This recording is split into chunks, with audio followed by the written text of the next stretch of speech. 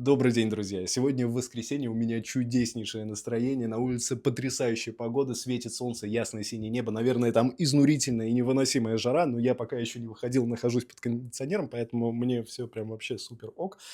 Но скоро я отправлюсь в некое такое гастрономическое путешествие, где планирую съесть что-то очень вкусное и при этом очень-очень вредное. И я подумал, что надо вам рассказать свою историю о том, как мне в свое время удалось избавиться от лишнего веса, и при этом я вот так вот эпизодически позволяю себе поедать какие-то вредности. При этом я предлагаю нам замиксовать эту тему с темой нашего финансового благополучия, потому что между ними есть нечто общее. Наверняка то, что я сегодня вам расскажу, будет вам откликаться с тем опытом, который есть у вас. Но, тем не менее, если у вас было что-то, что дополнительно вас усилило и помогло, обязательно об этом напишите в комментариях. Давайте сформируем наш общий гайд относительно того, как быть здоровыми и финансово благополучными. Вы знаете, что я тот человек, который считает, что жизнь нужно проживать осознанно, осмысленно, чтобы она доставляла радость, удовольствие. Очень грустно проживать одну единственную жизнь, занимаясь тем, что доставляет нам массу неудобств и дискомфорта. И казалось бы, если в контексте поедания плюшек, то если я люблю поедать плюшки, почему я должен задуматься о том, чтобы их не поедать? Ну, если мы говорим, что нужно похудеть, то тут как бы логично напрашивается мысль, да, сократи объем потребляемых калорий, будет тебе как бы счастье. Но дело в том, что поедание, излишнее поедание вот этих всех вредностей, оно приводит к образованию лишнего веса. Лишний вес – это всякие болячки, которые в будущем возрасте могут аукнуться всякими неприятностями, которые доставят столько неудобств, что удовольствие от них сейчас в моменте может, конечно, ну, вообще никак не коррелироваться. Поэтому сегодня мы должны задумываться о том, как сохранять свое здоровье. Точно так же, как и думать о нашем каком-то финансовом благополучии, чтобы на случай, если, я уж не говорю про пенсию, говорю на случай, если вдруг что-то, не дай бог, с вами случится, чтобы у вас была не просто какая-то финансовая подушка, обеспечивающая вас в моменте, но и в целом какой-то, в кавычках, пассивный источник дохода, который бы вас кормил и избавлял ваших родных и близких от излишних хлопот, которые бы на них навалились в связи вот с вашей какой-то такой бедой. Не дай бог, чтобы такого никогда не случилось. Потому что, ну, для других целей какой-то пассивный доход и какая-то финансовая подушка, ну, наверное, особого смысла не имеет. История о том, что если бы у меня был пассивный доход, и я бы не работал, а отдыхал бы там и целыми днями гулял, она разбивается реальность, когда ты пробуешь так пожить какое-то время, ты волей-неволей приходишь к выводу, что это ужасная скука, и оказывается, что лучше все равно работать. А если ты выбрал любимое для себя дело, если ты занимаешься разными там хобби, которые наполняют твою жизнь, ты понимаешь, будь у тебя доход пассивный, не будь, ты все равно будешь заниматься этим делом. Ну, по крайней мере, говорю так за себя.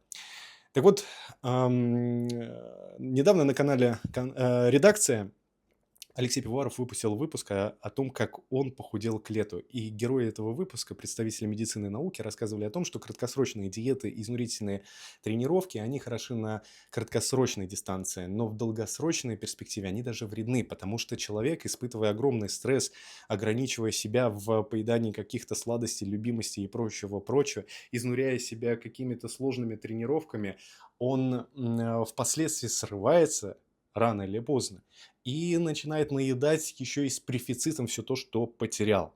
Поэтому эксперты сходятся во мнении, что нужно менять свои пищевые привычки. Это в первую очередь. Но здесь вот как раз-таки сложность. А как это сделать?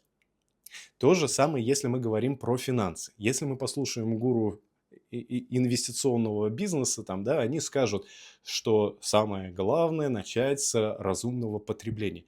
Но если тебе очень хочется приобрести ту или иную вещь, как съесть тот или иной пирожок или пироженку, как сделать так, чтобы отказаться от этого, не ущемляя себя?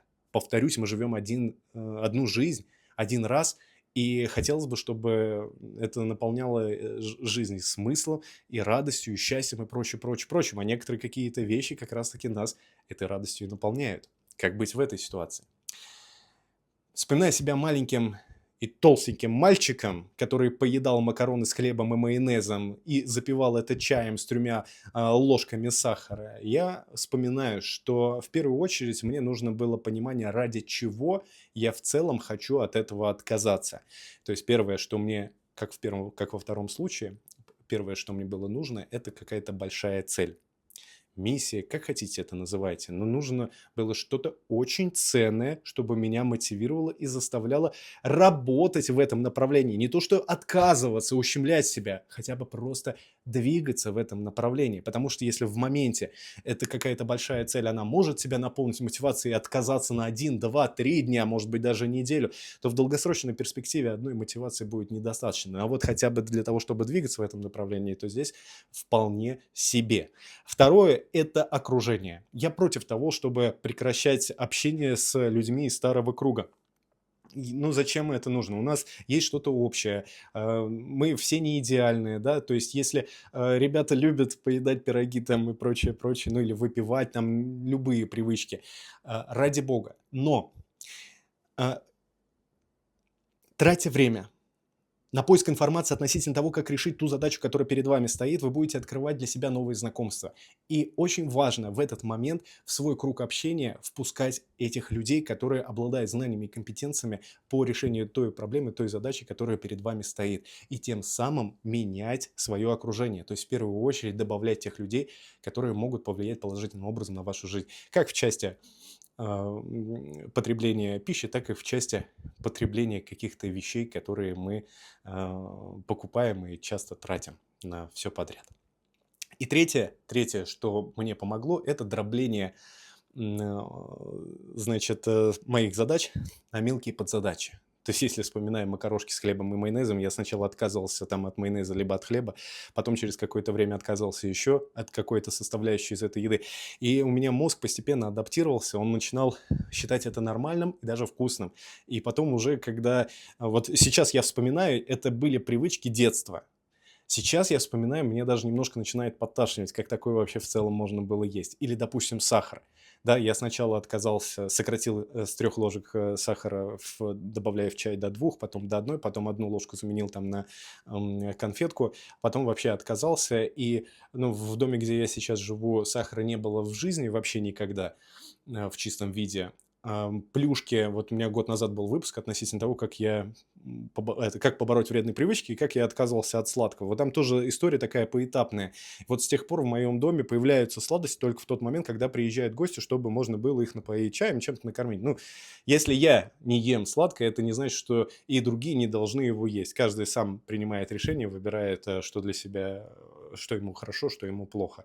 Вот. Ну, а, собственно говоря, если это эпизодично употреблять, то в этом нет никакой сложности, никаких проблем и последствий для организма. Потому что в целом привычки выработаны таким образом, что ты употребляешь достаточное количество калорий. И не переедаешь вот этими всеми тортиками, плюшками и прочим. Вот. Ну и что касаемо четвертое, что мне помогло, особенно в части финансового вот этого накопления, отказа, выработки, в первую очередь, осознанного потребления, это постоянное задавание вопросов, а зачем мне это надо? Я снимал выпуск про минимализм, где я рассказывал о том, как я сокращал в целом количество вещей для того, чтобы фокусироваться на главном, чтобы не рассеивать свое внимание. У меня есть одна цель, большая цель, и все должно служить для того, чтобы эту цель большую достигать. И я поэтому, чувствуя мотивацию к достижению к ней, начинал, в принципе, отказываться от всего того, что захламляет мою жизнь. А приобретая какие-то новые вещи или тратя средства на что-либо, время тратя в первую очередь, да, если мы говорим про какой-то досуг, я задавал вопросом, каким образом это способствует достижению цели. Или, если это не способствует достижению цели, может, это как-то наполняет мою жизнь смыслом, дает мне силы, дает мне энергию, делает что-то хорошее для окружающего пространства, для моих родных и близких. Если это оказывалось, что ну, какие-то, может быть, доводы и находились, но они были притянуты за уши, ну, я понимал, что это не то, на что стоит тратить свои силы, время, средства. Так я пришел к тому, что моя, скажем, потребительская корзина на протяжении многих лет остается неизменной. И я не напрягаюсь, понимаете, от этого. Хотя в детстве я жил и рос в окружении, где долги — это была норма. Когда покупка там на последние деньги какой-то побрякушки для своей машины, какие-то колонки, усилители, магнитофоны, какие-то золотые телефоны, цепи, перстни, часы там и прочее, прочее. Это было в порядке вещей. Со временем я стал задавать вопросом: а зачем? Но, повторюсь, в отдельности это бы не помогло, если бы, условно говоря, у меня не было бы соответствующего окружения, если бы я постоянно не учился, не развивался. Потому что ко всему к этому нужно прийти осознанно. Если я сейчас бы себе задавал эти вопросы, во-первых, я бы наверняка бы нашел причины, почему мне нужно приобрести ту или иную вещь. Во-вторых, я бы ну, вряд ли бы морально был бы готов к тому, чтобы от чего-то отказаться. А здесь именно задумка заключается в том, чтобы не просто отказаться, а осознанно прийти к этому и уже чтобы ты говорил, это, да это, ну нафига вообще это нужно? Понимаешь? Вот такая должна быть реакция на покупку той или иной вещи. Ну, либо в крайнем случае ты их очень хорошо обдумал, продумал и пришел к выводу, да, что вот эта вещь позволит мне сделать то-то, то-то, то-то. В целом это поможет мне сделать то-то, то-то, я получу то-то, то-то, а еще вот это, вот это. Вот. И тут вот уже, конечно, аргументация в пользу этой вещи, допустим, какая-то объективная, и можно уже, наверное, потратиться на нее. Вот. У меня так порой уходит достаточно много времени на приобретение каких-то вещей, может там уйти по несколько месяцев, но, допустим, когда я иду и что-то покупаю, у меня, соответственно, ни на что лишние деньги не тратятся. И главное при этой всей истории количество доходов, доходы всегда превалирует над расходами. И если мы говорим про пищевые привычки, то получается так, что мои расходы, они, если не равны, если не больше, то как минимум равны поступающим калориям. И это позволяет мне поддерживать себя в форме.